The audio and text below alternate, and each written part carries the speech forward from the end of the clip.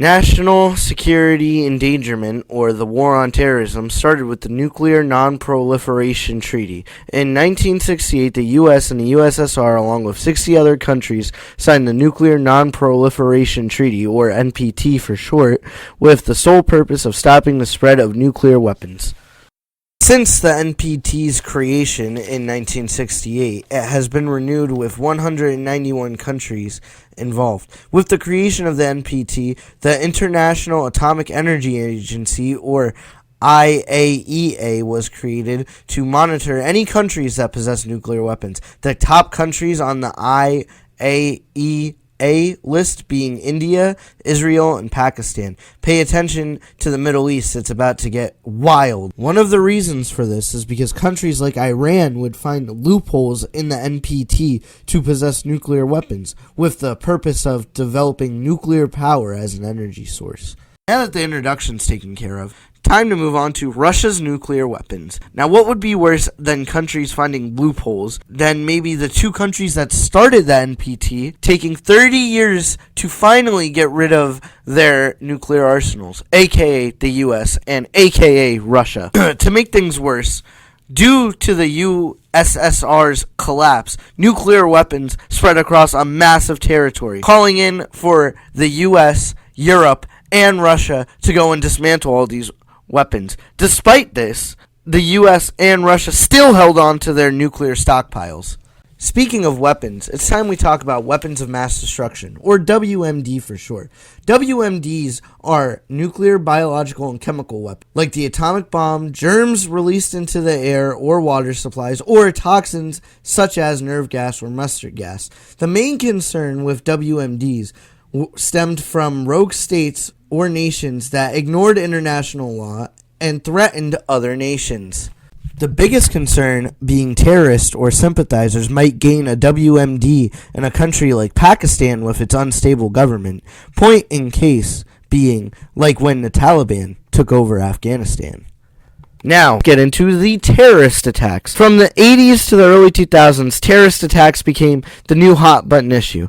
Attacks such as the Grand Moscow Siege, when extremist groups in Saudi Arabia tried to overthrow the House of Sadat. The Iranian embassy siege, when 52 American diplomats and citizens were held hostage by Iranian college students who supported the Iranian Revolution. Or the most famous one, how could we forget, September 11th, 2001, and the 4 planes that were hijacked, two hitting the Twin Towers, one hitting the Pentagon, and the other crashing in Pennsylvania. However, 9/11 wasn't the only time the World Trade Centers were attacked, because in 1993, February 26, a van bomb detonated below the North Tower. This was also a terrorist attack. Now, let's get into terrorist groups in a conflict in the Middle East. To understand why these attacks happen, we have to understand some key events and groups from this time period, such as Al-Qaeda, a Sunni pan-Islamic military organized by Salatani jihadists who identified as a vanguard to spearhead the Islamic Revolution. Taliban referred to themselves by the state name Islamic Emirate of Afghanistan, who is a Islamic fundamentalist group, and Pashtun nationalists. One extra group we should talk about is the Palestinian Liberation Organization, a group created to form an independent Palestinian state. However, while their goal may have been righteous, they used terrorist methods to achieve their goal. The same group renounced terrorism in 1980. What a bunch of hypocrites, am I right?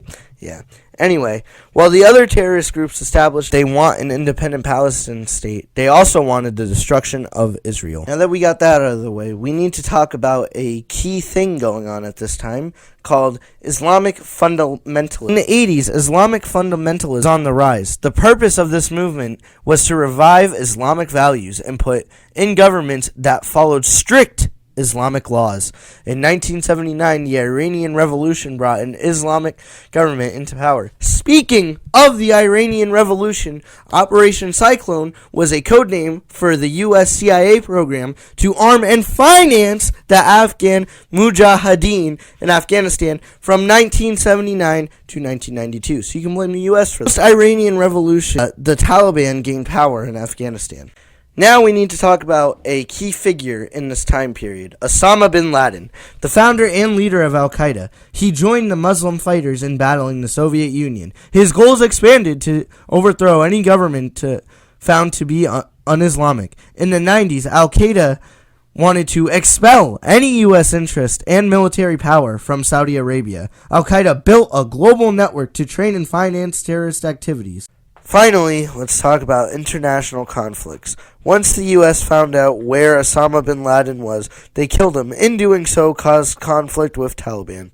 In 2003, President Bush urged Congress to invade Iraq, suspicions of development of a WMD.